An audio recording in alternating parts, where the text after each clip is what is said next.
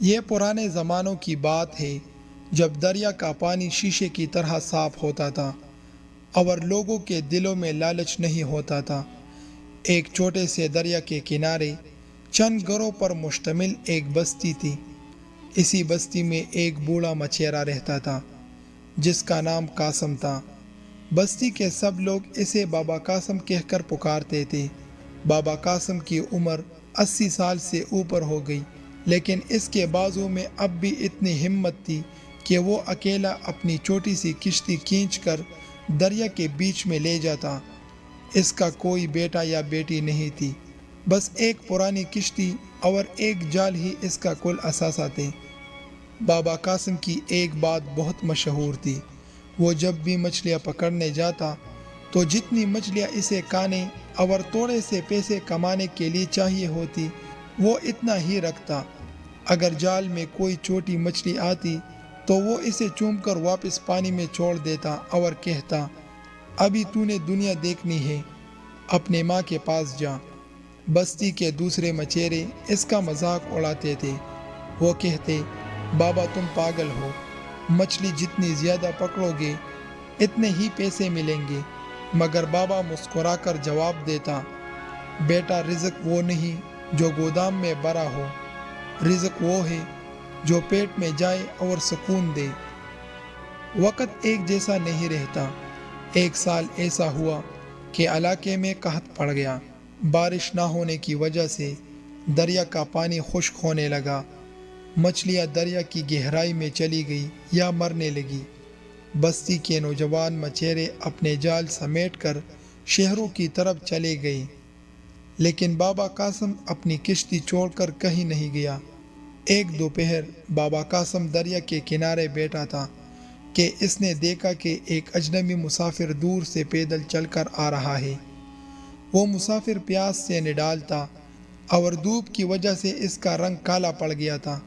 وہ بابا کے قریب پہنچتے ہی بے ہوش ہو کر گر پڑا۔ بابا کے پاس پینے کے لیے صرف ایک لوٹا پانی تھا اور کھانے کے لیے 2 سوکھی روٹیاں۔ بابا نے خود پیاسا رہ کر وہ سارا پانی اس مسافر کے منہ میں ڈالا اور اسے اپنے جھونپڑی میں لے گیا۔ کئی گھنٹوں کی خدمت کے بعد جب مسافر کو ہوش آیا تو اس نے بتایا کہ وہ ایک تاجر ہے اور ڈاکو نے اس کا سب کچھ لوٹ لیا ہے۔ بابا نے 3 دن تک اس مسافر کی خدمت کی۔ ان 3 دنوں میں بابا نے خود آدھی روٹی کھائی اور باقی مسافر کو کھلا دی۔ مسافر بابا کی غربت دیکھ کر حیران تھا، لیکن اس سے بھی زیادہ وہ بابا کی بڑی سوچ پر دنگ تھا۔ جب مسافر جانے لگا تو اس نے کہا، بابا میں تمہاری اس نیکی کا بدلہ کیسے دوں؟ میرے پاس تو کچھ نہیں۔ بابا نے کندھے ہلا کر کہا، بیٹا نیکی کا بدلہ انسان نہیں دیتا، وہ اوپر والا دیتا ہے۔ کئی مہینے گزر گئے، دریا بالکل سوکھ گیا۔ بستی کے لوگوں نے بابا سے کہا، بابا تم بھی یہاں سے چلے جاؤ، یہاں بھوک سے مر جاؤ گے۔ مگر بابا کو اپنی مٹی اور دریا سے محبت تھی۔ ایک رات جب بابا سو رہا تھا، اسے دریا کی طرف سے کسی کے رونے کی آواز آئی۔ وہ باہر نکلا تو دیکھا کہ ایک بوڑھا آدمی جس کا لباس بہت سادہ تھا دریا کی ریت میں کچھ ڈھونڈ رہا ہے۔ بابا اس کے پاس گیا اور پوچھا، بھائی اس اندھیری رات میں یہاں کیا کر رہے ہو؟ اس آدمی نے کہا، میں نے اپنی زندگی کی سب سے قیمتی چیز اس دریا میں گرا دی ہے۔ وہ ایک انگوٹھی تھی جو میری ماں کی آخری نشانی تھی۔ بابا نے اسے دلاسا دیا اور کہا، تم فکر نہ کرو، میں تمہاری مدد کرتا ہوں۔ پوری رات بابا قاسم اس اجنبی کے ساتھ ریت چاندتا رہا۔ اس کی کمر میں درد تھا، ہاتھ تک چکے تھے، مگر وہ رکا نہیں۔ آخر کار جب صبح کی پہلی کرن نکلی تو ریت میں کچھ چمکا۔ وہ وہی انگوٹھی تھی۔ وہ آدمی اتنا خوش ہوا کہ اس نے رونا شروع کر دیا۔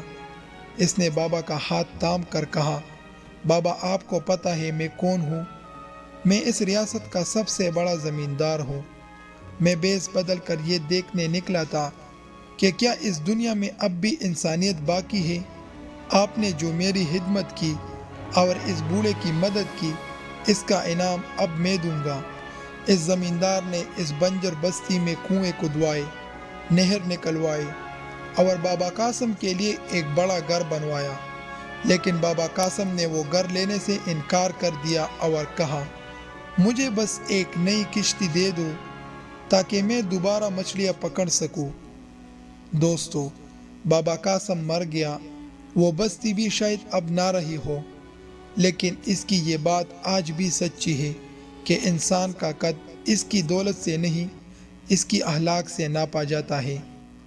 اس کہانی کا سب سے بڑا سبق یہ ہے کہ دولت ہاتھ کی میل ہے، مگر اخلاق روح کی خوشبو ہے۔ بابا قاسم ہمیں سکھا گئے کہ زندگی صرف اپنے لیے جینے کا نام نہیں، بلکہ دوسروں کے کام آنے کا نام ہے۔ یاد رکھے، انسان جب کسی کا سہارا بنتا ہے تو دراصل اپنے ہی انجام کی بنیاد مضبوط کرتا ہے، کیونکہ قدرت کا قانون ہے کہ ہر شخص کو اپنے کیے کا نتیجہ خود ہی بھگتنا ہوتا ہے۔ جس طرح بابا قاسم نے ریگستان میں انسانیت کا بیج بویا اور آخرکار اسے سکون اور عزت کی فصل ملی، اسی طرح اگر ہم بھی اپنے دلوں سے لالچ نکال کر محبت بانٹیں گے تو ہماری زندگی بھی کسی بیش قیمت انگوٹھے کی طرح چمک اٹھے گی۔ ہمیشہ یاد رکھیں کہ مٹی کا دیا سونے کے محل سے اس لیے بہتر ہے کیونکہ وہ اندھیروں میں دوسروں کو راستہ دکھاتا ہے۔